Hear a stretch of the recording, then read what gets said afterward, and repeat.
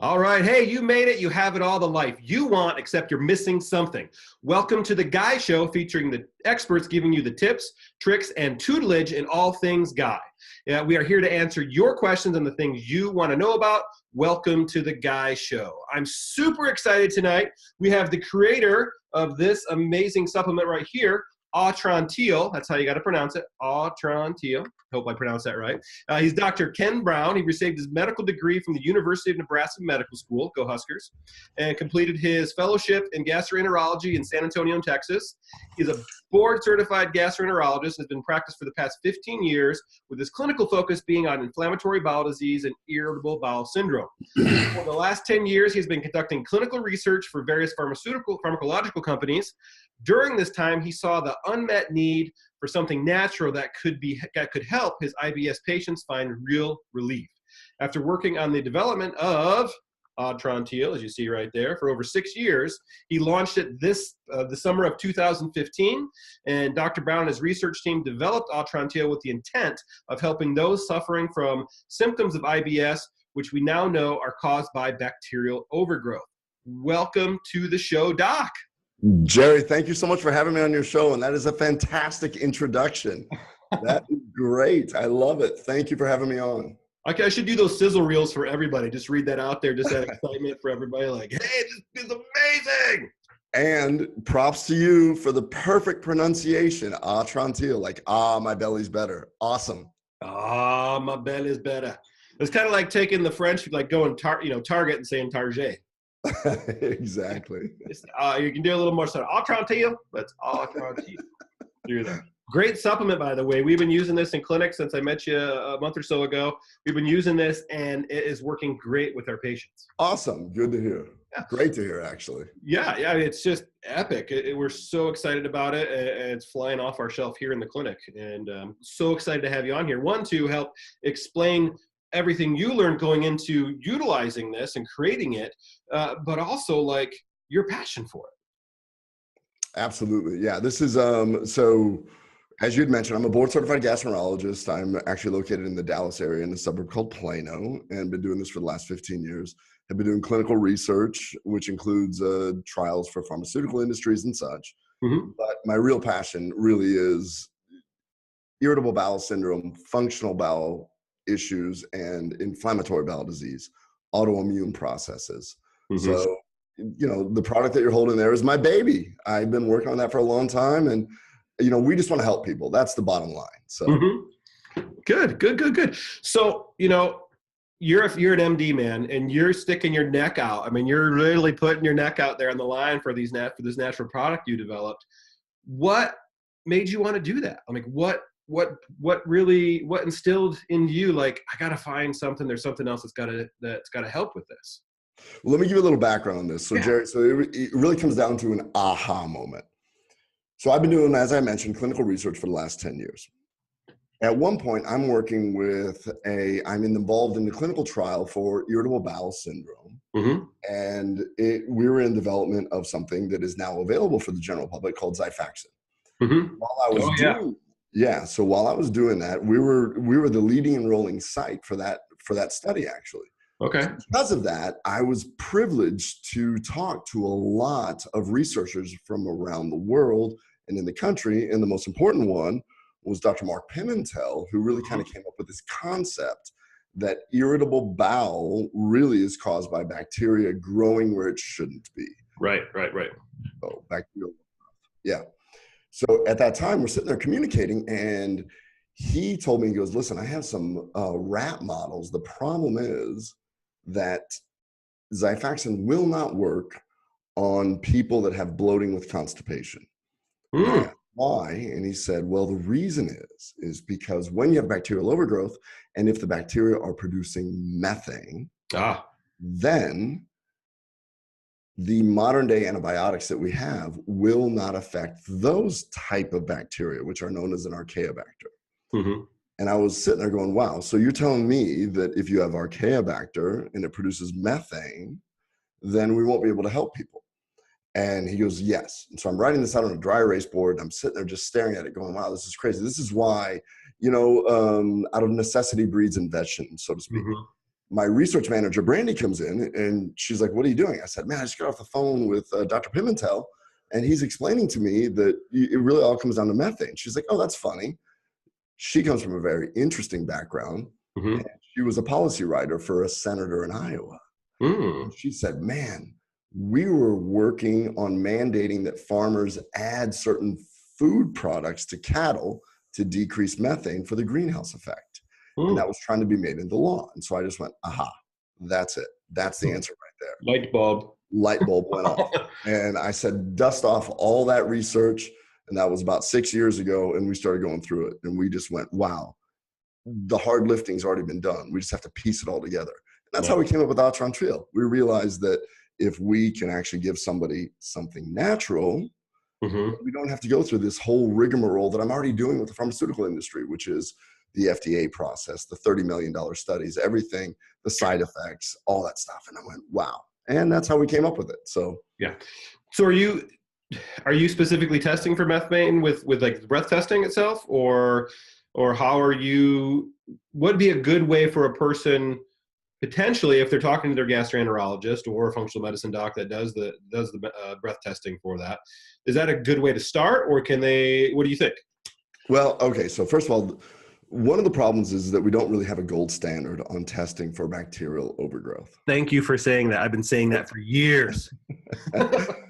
But the best that we do have is probably the breath test. And the breath test that you're talking about is we give people a non-absorbed sugar, or you can give them an absorbed sugar, but there's plus and minuses to everything. And if you have bacteria, theoretically, what's happening is the bacteria will digest that. They'll produce a certain gas. It gets absorbed in the bloodstream, goes into the lungs, and then you breathe it out. The problem is there was a recent consensus statement on this by the people that actually do this, and everybody kind of agreed to this. It's the best we got. Right. It's not infallible. It's not the most sensitive, not the most specific. Yeah. So the way that I look at it in my practice, if you walk like a duck, talk like a duck, quack like a duck, I'm going to treat you like you have bacterial overgrowth. And if you don't respond, that's when we start looking for certain tests. And either it's going to be a breath test or it's going to be some certain blood tests. There's different ones out there. Vibrant Wellness is one of them. You know, there's a lot of other blood tests you can do to look for certain markers, but none of them are completely diagnostic. Right. So I treat people. So if you come to me, and what I tell my patients, if you eat something starchy and you end up getting a little bit bloated, like 2, 3, 4 months pregnant, men and women, obviously it's very hard to tell a guy, hey, do you feel 4 months pregnant? You know? Yeah. We always feel that way, doc. I know. I'm on the guy show talking about pregnancy. So it's that man pregnant belly from all the beers. It's man pregnant belly. That's right. I was just telling you before we went on the air that I was in Houston, and there was a guy that was going on the live show in Houston with me that he's trying out to be a host for KPRC, and he runs a radio show called the Beer Guy or something. And it was funny because we were talking about that. He's like, man, I have a lot of listeners that call up. They love beer, but they can't handle it because they bloat, and it happens suddenly. Yeah. And I told him, I said, hey, listen, a lot of those listeners, man, maybe we should team up a little bit, because it could be that the bacteria are now breaking down the gluten, or they're breaking down the certain aspects of it. And that's what's causing all the bloating and everything there. So talking about it, bottom line is, if you end up eating starchy foods and you start bloating, then there's a good chance that you have some bacteria growing in there that are breaking down the food before you can. Yeah. Kind of treating empirically, just like, hey, like you said, walks like a duck, quacks like a duck, sounds like a duck. Let's assume it's a duck until proven otherwise. Exactly. And I try to keep cost into account. So if you come in and you sound and look like it, I'm going to really try and just fix you first. And hopefully we don't fix you with $1,000 antibiotic. Right. But, yeah. And so that's what some of the pharmaceutical agents are costing right now. Yeah. So hopefully we can fix you naturally. I do use Xifaxan all the time, so I'm not bashing that at all. But I mean, I think that there's a role for that, but we want to make sure that that you get better from it. But then again, it's 10% better than placebo. So if it costs my patients money, I tell them, listen, if it's going to cost you a ton of money, let's try something else. Let's try Yeah. to modify your diet. And, as a functional medicine doctor, you do a lot of other things. Mm-hmm. But when that doesn't work, then I say, okay, let's start looking. Now we're talking imaging, scopes, blood work, breath tests, all that stuff. Yeah. Yeah. The big money, the big ticket items to see Exactly. pathologically what's going on through there, if there's something pathological there. And that's a lot of times that I see patients come in, they've gone that route already, and they come in and go, I didn't find anything. Like, they can't find anything. The scope looks clean, this and that. And I always try to tell them, I said, well, and you please correct me if I'm wrong, because you do the scopes all the time. Like you said earlier, you're like, you just finished the whole day of scoping. Was you're looking at that wall, you don't know what's behind that wall or really what's on that wall per se. You're just looking at the wall and saying, it looks okay. So one of the most frustrating things that my patients tell me all the time is that I get a lot of second opinions in clinic, and they'll go to a doctor and they'll get scoped. They'll have the whole workup, CT, blood work, everything. They'll have an endoscopy and a colonoscopy. They'll be waking up from the anesthesia, and the doctor will be like, good news. We didn't find anything. It's just IBS. Right. What? Did I just spend all this money to be told it's just something? Mm-hmm. So what does that mean? Well, that means you have to live with it. That's what it means. And that's where I come in. I'm like, look, we don't really want you to live with it. There's no such thing as just IBS. It's affecting your life. If it affects your life, then we need to work on it. And that's where, that's what I mean. Like 8 years ago when I started looking at this, patients kept coming back. I'm like, man, we got to find something to help these people. Yeah. And that's awesome that you're doing that. That's amazing. Because it's becoming more and more, you're becoming more and more common of the doc that doesn't stop, that keeps looking for that why, finding that why in that scenario with them of figuring out the underlying issue there versus just saying, here, this thing, take this med forever. And you got it forever. So meeting people like you and doing shows like this have made me a much better doctor. Awesome. Patients come to me and they say, look, this other person, whether it's an essential oil person, whether it's an acupuncturist, whether it's a chiropractor, anybody that tells me that something helped, you should consider giving this to a patient. One of the things that I'm trying to embrace every day is I wake up and I'm like, there's this old adage, you don't know what you don't know. Mm-hmm. But I'm trying to know what I don't know now. I'm trying to learn that, oh my gosh, everything I learned in medical school, there can be different ways to do it. Mm-hmm. And by developing Atrantil, we broke through different barriers. And I go, whoa, there is a lot of other stuff. And I'm trying to bridge the gap with that. I'm trying to bridge the gap and tell my colleagues, my other gastroenterologists, other MDs and everything, there's a lot out there. And there's a movement right now where patients are seeking the care. They want the second opinions. They're not settling anymore. They're going on the internet. They're finding guys like you. Mm-hmm. They're listening to the Guy Show and they're saying, I'm not gonna do this. I'm gonna find somebody that's gonna help me. Yeah. And the more that my community embraces it, the more that we can help people, and everybody wins. That's what I'm trying to do, is bridge the gap. Awesome. Great bridge, man. We'll meet halfway and have a beer and then take some Atrantil when we get bloated. I love it. Perfect. So I am gluten intolerant, so I definitely need to have it with me. Well, that's probably why you just said a very key word that, thank you for saying it, by the way. You're like, what did I just say? As a gastroenterologist, you just said an amazing, you just blew my mind. I'm like stuttering on my words because it was just saying, you just said the key word that so many docs don't say, intolerant. And that's so key because so many docs are like, well, you're not celiac, so you don't have a wheat problem. And it's such not the case at all. And it was just like, boom, you hit it there. It just nailed it on the head. And that's why it blew my mind. I was like, dude, you just said the key thing of that, that portion of the population that is celiac, and then that other one that's that gluten sensitive or gluten intolerant. Yeah. So it took me a long time to even learn that about myself. The original person that I discussed that came into my room, and Brandy that said that, oh, this is what the senator, well, eventually I ended up diagnosing her with celiac disease. And she had something on her skin called dermatitis herpetiformis, DH. Mm-hmm. And so it was just this weird irony of working for me and having issues, and then realizing that, and her bringing this knowledge. And then the cherry on the top of everything was whenever I would take her out to lunch and we'd go out to eat. And so to be sort of, sympathetic to the whole situation, I would eat gluten-free. Mm-hmm. And then I would come back to my office, have to see patients. In the past, I'd have to cut the lunch short because I'm like, oh, we got to go. And the real reason was because I had to go to the bathroom. Yeah, we got to go literally. Yeah, I got to go literally.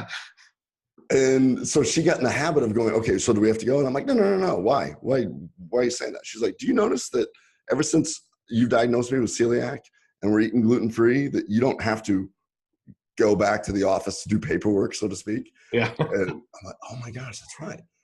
And this was kind of during this whole process about 6-7 years ago. And I was too close to it. I have these issues. I had worse issues than some of my patients, but you just power through it. And I'm fine. Yeah. So I live in tolerance. I don't just, I didn't just read it. I live it. I went, oh, it's real. It's totally real. And I'm embracing it. Good. That's huge. I mean, for a physician, as an alternative practitioner, chiropractor, acupuncturist, and functional medicine doc myself, I see this stuff all the time. And I see patients that have seen their primary, have seen specialists who just, that wheat stuff doesn't exist, and da. And so that's such a huge thing that's such a huge thing that you went through it and you were able to figure it out yourself and go, yeah, that condition, even though it's not in the literature yet, I mean, it is, but it's not in the literature yet at that time, 6-7 years ago, no, it exists. Yeah. So let me go ahead and kick a little science right now and get a little sciencey on this thing. Hit the science, man. Let's PubMed this up.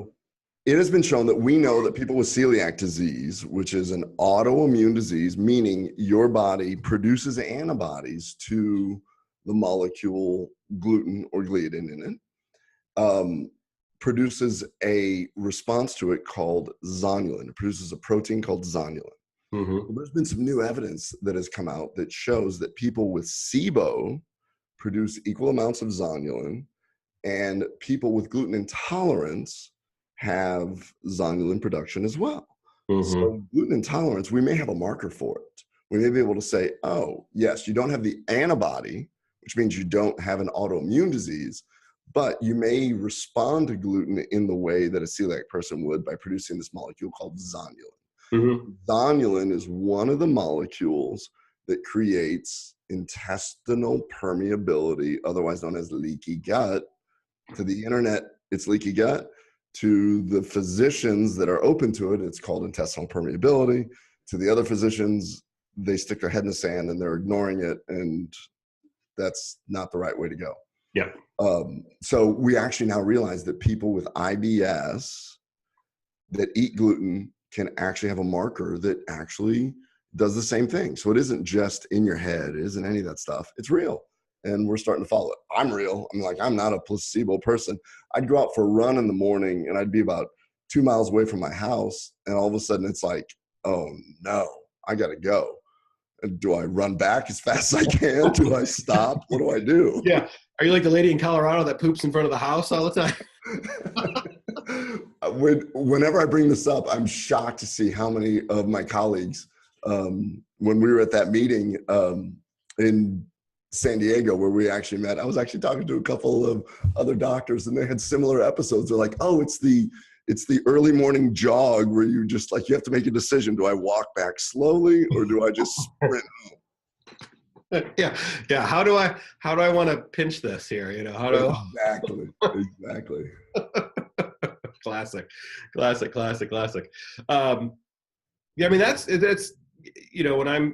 I teach this stuff too. So this is, everything you're saying is what I say exactly to my patients and then to my students too, because I teach this stuff to my students. I'm a professor also. And it's like, dude, you're saying every word I say exactly. So it's kind of cool. I love it. Now, when I'm talking to patients and everybody else in the world, it's leaky gut. And then physicians are always like, and even alternative practitioners are like, leaky gut doesn't exist. I'm like, how about intestinal permeability? Like, oh yeah, I know what that is. I'm going to be giving a webinar for some CEUs for RDs. It'll be up there for a bit. And my whole talk is basically this Venn diagram of IBS, and you have leaky gut and you have food, because it is a Venn diagram.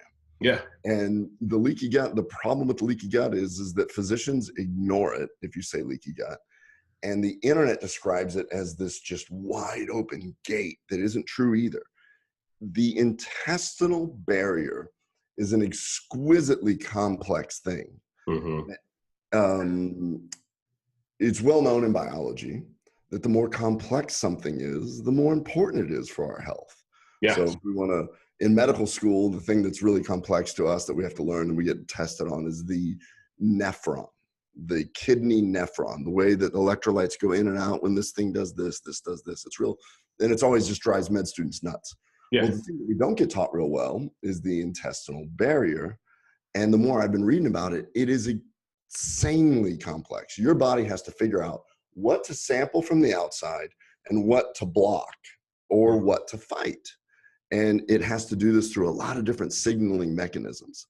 So somewhere in between of the doctor sticking his head in the sand and the internet person that views it as this just wide open hole where hamburgers falling into your bloodstream. Yeah. Lies the answer. But I'm telling you, that answer is the key to all chronic health. Or all chronic disease, I should say. It is the key to health, but chronic disease lies in the fact that once we tighten the gap, we can actually prevent autoimmune disease, inflammation. I mean, just it goes on and on. So that's my passion right now. Awesome. Now, is it just a good versus bad bacteria? Can it be too much good, too little bad? Can it be parasitic? Because I've been working through a process and a thought process of not just SIBO per se, but SIFO, like a fungal situation or yeast situation, or a SIPO, as I call it. Just terms I made up, Sure.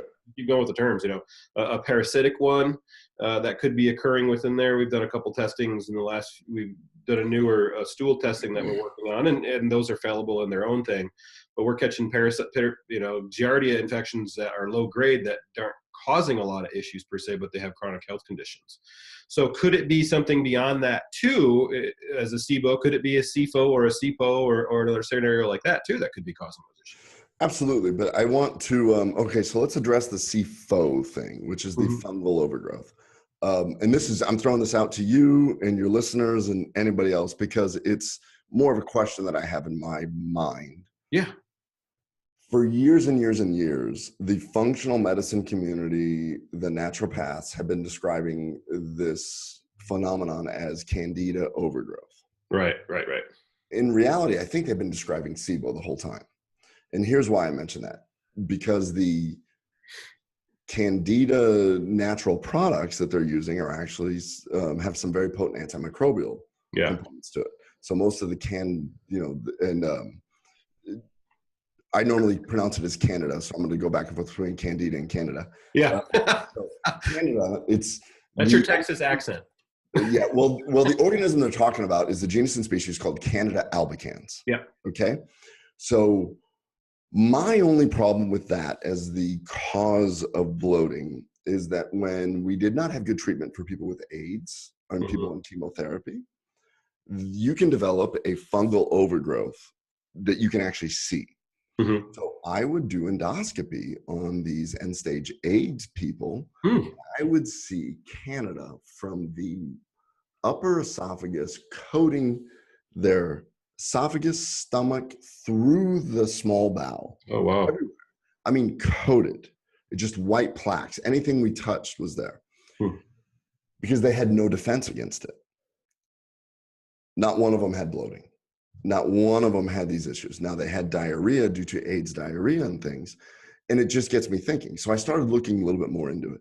And this is very, very controversial. And this is just I'm just trying to figure it out at the moment.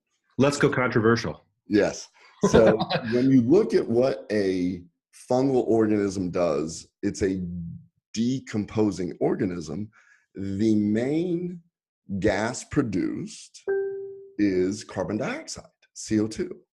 So when they decompose something, so when we have fungi that are decomposing things, they produce CO2. CO2 is a freely permeable gas. So when you have bacteria, the bacteria will produce hydrogen, hydrogen sulfide, and methane. So it's getting a little geeky and sciencey right now. Love it. But I love thinking about it because I'm not discounting it at all. I just think that maybe it's a nomenclature thing. When you say CFO, CPO, or CBO, the CFO thing has always kind of bothered me because maybe we need to start thinking maybe it isn't Candida albicans, maybe it's another type of fungus. So that being said, there is a researcher out of Atlanta named Satish Rao.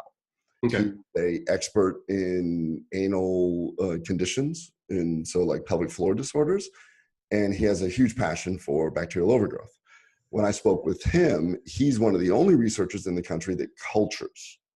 So he'll actually do the endoscopy and then culture and then see what grows.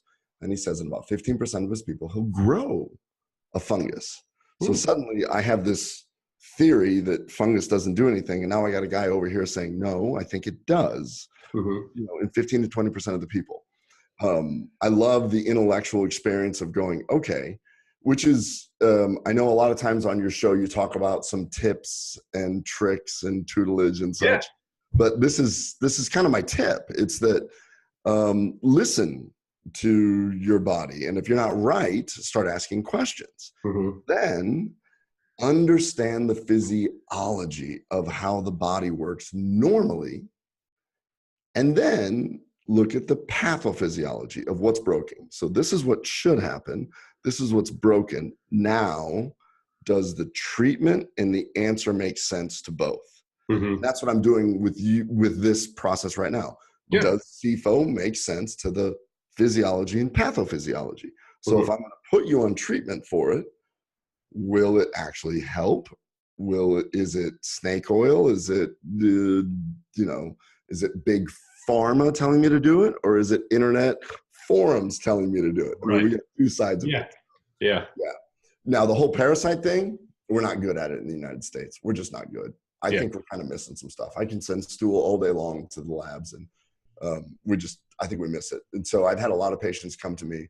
I love the fact that patients demand, and I tell them, I said, man, if I'm missing it, don't go find another doctor so quick. Just tell me, no, I'm not better. Just we'll keep looking. I mean, I'm open to it. And I have one particular patient has taught me so much, and she's learned a ton also, because she'll go on forums, come back, bring me articles, say this. And when you said Giardia, that's what we ended up treating her for, an undiagnosed Giardia. So it's, it's kind of interesting. It's a moving target. Even people that are experts in it need to be open to potential alternative diagnosis. Keep, I always I like to call ourselves the Mystery Inc., the Scooby-Doo, Shaggy, Fred, Velma, and Daphne of health. Like, we got to keep trying to find the evil Mr. Carruthers who's doing something, but we just don't know which monster he is today. Exactly. Go through that process there. I think, you've published some articles, and you've published some for Atrantil, right? We have, we have 2 clinical trials, peer-reviewed studies that we got out there. One a randomized trial, one a trial of people that have failed everything else. And fortunately, what we've seen since we've launched, year and a half, we've had we've treated a few 100,000 people, and we see very, very similar results. In the right patient population, we're going to fix 4 out of 5 people. As it turns out, it looks like my whole career in the future is going to be headed this way. I'm destined to try and fix that one person of the 5. And that's why I'm so interested in meeting people like you that give me any information you have. I'm going to try and implement it. And we're going to try and fix these people. Because now the only people that show up are the ones that are like, it didn't work. And I'm like, oh, man. Where's my associate? You come here. You take you take care of this person. I'm just taking care of the 4 that work. You go take care. Yeah, exactly. So, off topic just a little bit. I hear your kids are really good at tennis. Oh, really? A little bacteria told me. Yeah. So I happen to live in a tennis family. So I work strictly so that the rest of the family can play tennis. And I have a 12-year-old boy who's loves tennis, and he's good at it, and we're happy. And he plays on a national level. He's extremely good at it. And I have a 10-year-old girl who's equally good, and she's doing this. And so our whole lives are about. He does a lot of national stuff and travels, and even some international things. And because of that, we talk a lot of nutrition, and it's real important. And we talk overall health, and there's a lot of demands on the body. These kids work out a lot, they play a lot. We want to make sure that we do everything right, and nutrition is certainly one of them. So to say that my kids play a little bit of tennis, they actually play a little bit, but they're really, really good. I mean, like as a dad, I'm kind of proud, but I'm just in awe when I go to these national tournaments and I see all these kids that are 12 and 13, 14, and they are amazing. There is a U.S. national tennis right now. There's a group of kids, a big group that are really good. It's fun to go and watch. Nice. Now, another question to follow that up with: are they sponsored by Atrantil? I have tried, but no. I leave it. I really try and separate a little bit. They actually do have Atrantil shirts and stuff, and they'll wear them whenever they want. But I'm like, it's you guys. My son's actually he's had some fun with it, and he's actually been on clay court national championships and stuff, and the hard court national championships, and sometimes ESPN will show up, and I would certainly love to see him wearing Atrantil, but he's got his little mojo, and he wears what he wants to wear, and I'm right. Yeah. Eventually, they'll be sponsored by Atrantil. There you go. Yeah, they'll have the little fake tattoo thing, the headband, the wristband. I'm just giving you all your promotional gear for you. I love the shirts, the warm-ups, the racket, the bag, the towels, everything. You know what? I think I don't have to wait for them to get good. I should at least just do that to myself and look like I'm a pro. There you go. I see a lot of bike riders in my city that go out on Saturday morning, and they all look like Lance Armstrong. So why don't I just do that? Just go out and I'm a horrible tennis player, but I'll just look like I'm sponsored by somebody. Now, I have to admit, I've done triathlon, I've done Ironman, sponsored an athlete here locally, and for our lake stuff, for our clinic and stuff. And so it was a lady, of course, and so she had bright pink clothing and with her sponsors and everything. And of course, right across the chest was our clinic and everything, and neon green, bright pink, the neon green for that. And so for a lot of athletes locally had bought it and stuff. So when I did Ironman here, I wore that. So you have this, at the time, 215 pound, 6 foot tall dude. I'm a big dude in bright pink on a tri-bike racing through the town here locally where we are in Idaho. And, everybody was just like, yeah, good job, man. Like, you guys, the occasional, like, you're pretty brave. I love it. Like, I don't have a problem wearing my company's logo there. And plus, then I always joke, like, people are like, why do you wear bright clothes when you're exercising and stuff? I'm like, well, if you can't see me coming at 6 foot and 220, then you need to see me in bright colors coming at you. Yeah, I love it. Excuse me there. We talked about methane a little bit there. So do you, what was the question? Well, I guess it is the gold standard. There isn't a gold standard for the methane versus hydrogen or in that process there. But if a person is not having bloating, you said, if a person's not having bloating, then Atrantil probably isn't going to work for them. Well, I would say, so the first thing I want to make sure is that if anybody buys my product, I want them to get better, and I don't want people buying it for the wrong reasons. I have seen in my own clinical practice that for bacterial overgrowth, SIBO, I would say almost everyone has some form of bloating, because the bacteria, when bacteria start to grow where it shouldn't, you eat, and then the bacteria produce gas, and the gas can be, like we discussed, hydrogen sulfide, methane, causes bloating. That being said, so if you have bloating, try it. 4 out of 5 chance it'll help. We have 100% money back guarantee. If it doesn't, I at least want to know though. So this is something that I would like your listeners to know that I'm going to start implementing some sort of questionnaire where if you fail, we got to start dialing in why. Right. And, is it because the dosing was wrong? You didn't take it long enough? Is it because so in my practice, let's say that 20% of the people don't respond. And of that 20%, 10%, I'm finding other things. They come to me, and I mean real things: carcinoids, ovarian cancer, strictures, colon cancer. So not everything is bacterial overgrowth. Right. Don't think that that's that. So 10% of that. Now I'm left with this other 10%. What do we do with them?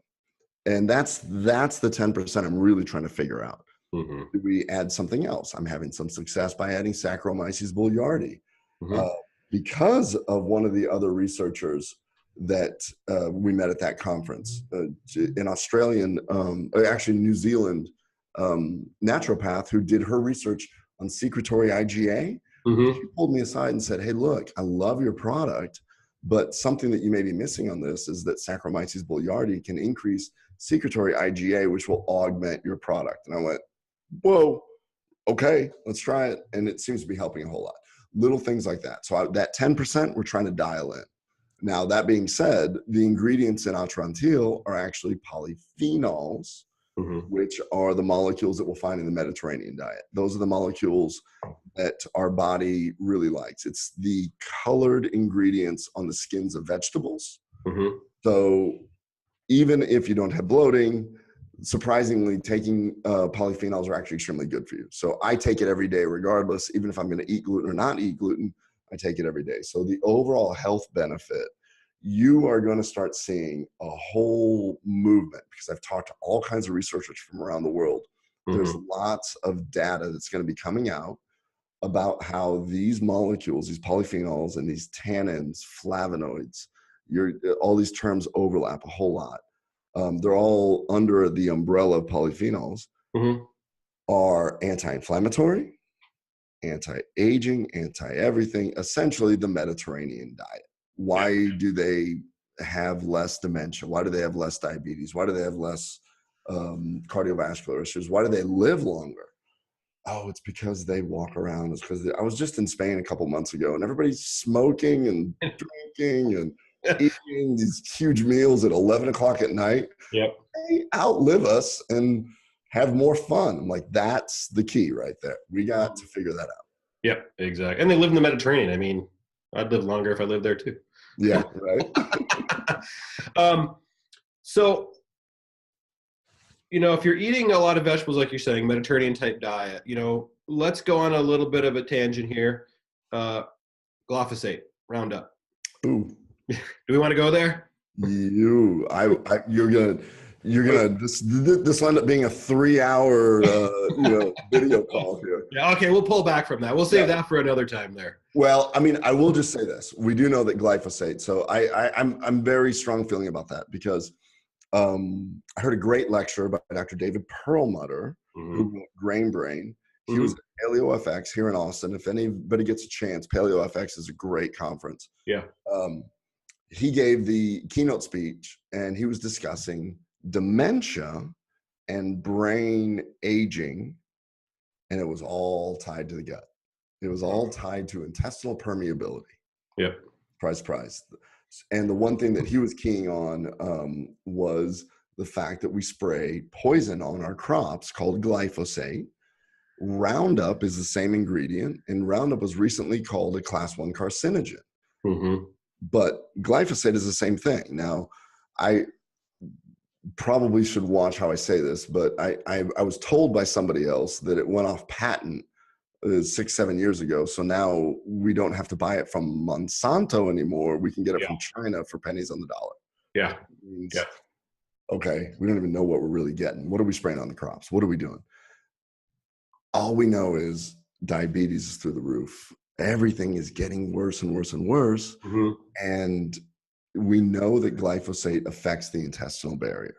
So yes, I guess it doesn't even have to be a longer discussion. I don't like glyphosate. That's what in that one statement. I just don't like glyphosate, and I think we're screwing. I think we're screwing ourselves up with it. Yeah, and the fact that it's ubiquitous, it's in everything now. I mean, it's everything. They did that study in Mississippi that I think it was Mississippi where it was in the air, water, and land and earth. It was ubiquitous. It was everywhere. I mean, I get that we have GMO crops that we can produce that feed a lot of people. I fully understand that. And I understand that the way to do that is to make them genetically modified so they could tolerate the poison that we're going to spray on them. Yeah.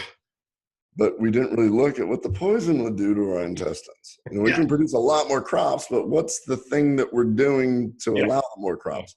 We can feed you to kill you longer. I mean, a lot of my patients, so we're going to go ahead and discuss Europe. When I said I was in Spain, I have so many patients that are either gluten intolerant or celiac, but they can go to Italy and eat pasta there. Same here. Same here. So many patients that can't eat a thing here in the States, and they luckily get to go to, you know, Italy or France or Spain over there for 2 or 3 months and eat anything they want, breads and pastas and everything, and they love it. And as soon as they come back, boom. Yeah. So not a fan of glyphosate. That's my final thing. That's my final answer on that one. You know, it's been great having, you and I could talk for hours here. I love what you're doing. The Atrantil is amazing. Now, what's in it? So the thing that makes Atrantil completely different, everybody keeps asking, oh, is it another probiotic? No, it's not a probiotic. It's completely different. I mentioned the polyphenols, but basically we developed this going back to that original discussion that I said where Brandy came in and said, oh, they're trying to decrease the methane in cattle. Mm-hmm. Looking at all the literature in the animal husbandry, we realized that 3 ingredients do 3 specific things. The first thing is the embalsame, which is peppermint leaf. Mm. And I want to comment on that because everything else is peppermint oil. We wanted the leaf for the polyphenols. Mm-hmm. And what that does is that calms everything down to allow the other 2 ingredients to work better. So that's not the main ingredient. The main ingredient is the Quebracho Colorado. And a lot of people know, everyone doesn't know what it is because it's the first time that has actually been extracted and put into a supplement, but it's in the food supply everywhere. People don't realize that they've been taking it. If you drink wine, have beer, it's used as a flavoring additive for certain things like ice cream and whatever. But this is a concentration of it. Quebracho Colorado is a very ancient tree, and it has natural defense against Archaeobacter, which means it has natural defense against organisms that produce methane. And that's why we did that. And then the final ingredient, the conker tree, which is the extract of horse chestnut, acin, its role is to get rid of bacteria, but it actually shuts off methane production. So Atrantil is extremely unique and unlike anything else out there because 1, it calms the area. 2, it gets rid of the type of bacteria that produces methane. 3, it shuts off the methane production. That's why it's unique. So yeah, that's quite frankly why it works. Yes. Exactly. Why this amazing product right here, you can see that right there. I got it close, otherwise, because it's green, I got a green screen behind me, you can see through it and see nothing. So I've got it close so people can see it there. Atrantil right there. Hopefully it's not reversed. That's not reversed, is it? You see it? No. Good. Perfect. Good. Perfect there. We knew for our listeners, you guys set up something really nice. If you go to lovemytummy.com, that's your website for Atrantil, /TGS, the Guy Show, /TGS. They were so nice. So go there and do it. 10% off your purchase. Love it. Love it. That's amazing. And you got the backed by 100% money back guarantee. Not from me, from them. So go to there. I'll put that up on a page here when we're done. And that way they can click it and go to it and get that 10% off there, because that's just amazing of you guys. Just huge, huge, huge. Thank you for doing that for my listeners. That's amazing. What else you got? We got a couple minutes left here. What else you got? I got 2 other things. So the one thing that the same bacteria that told you about the tennis told me to come up with the tips, tricks, and tutelage.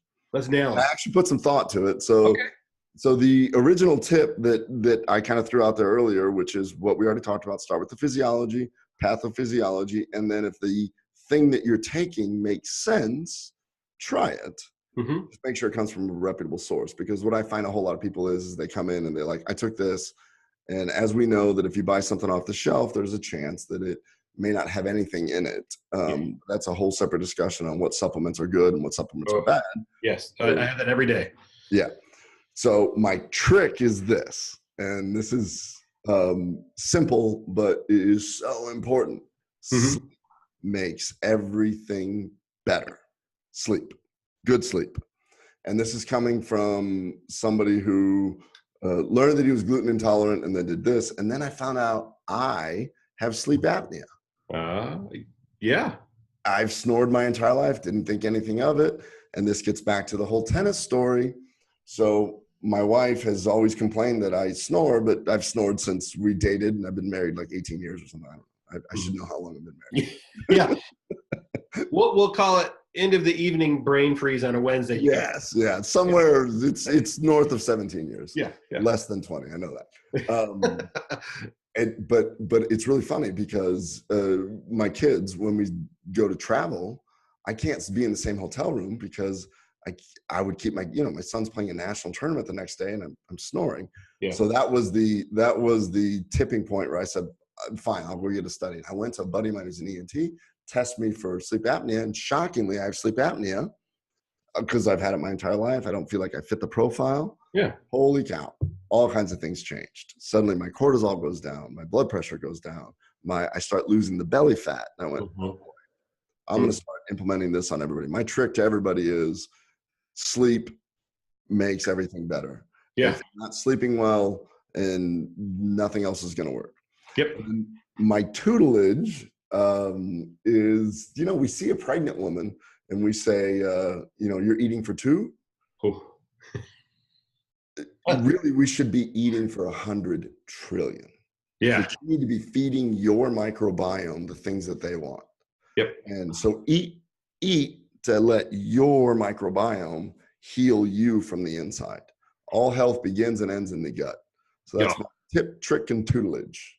I couldn't have said it better myself, man. It's like, we're like heart to heart bros, man. Everything you're saying, I'm like, God, this is like me talking there, but much handsomer, of course. The only thing that's not heart to heart is that even if I put on a pink tri outfit with your logo on it, I will still drown during the swim portion of it. Well, my swim coach, so I couldn't swim when I first started triathlon. He taught me how to drown. He's like, we're going to teach you how to drown first, and then we'll teach you how to swim. That's awesome. It's worked since then. But Dr. Ken, thanks for being on. His stuff right here, Atrantil. I didn't say it too southern there, I hope. Atrantil for that. Go to the website there, the lovemytummy.com. Do the /TGS for the Guy Show. You get 10% off there on your order. He's amazing. Check his stuff out. Sounds like you're speaking at a lot of places. We're growing like all things. I mean, I think the message getting out there. I think that the functional medicine movement it's just becoming a swell. It's just huge. Patients are no longer accepting the things like it's just IBS, or you have fibromyalgia, or you have this, or I'm sorry, everything's normal. Yeah, we don't know. They're seeking people like you, and they want to know, and they come to you with their whole workup, and you find reasons to help them. Yeah. This is a huge movement that's going on. So it makes my job easy. Yeah. It makes it so much easier if they come in with, I'm like, good, we ruled out everything else that I can't deal with. And now let's find the problem and let's Scooby-Doo this thing up and figure it out, man. I love it. Let's Scooby-Doo it up. You need to trademark that. So. Well, I would love to, but that Scooby-Doo thing, man, I don't think I can get that. Oh, I'm not saying spell it the same way. You just have to misspell it. There you go. There, SKOOBY or something like that. Yeah. We'll figure it out. But hey, thanks again for being on the Guy Show. And everybody, once again, go to the website, lovemytummy.com /TGS for the Guy Show. Get your 10% off. Thanks for being on, Dr. Ken. Love it, Jerry. Thank you so much. Anytime. Yeah, we'll see you guys later.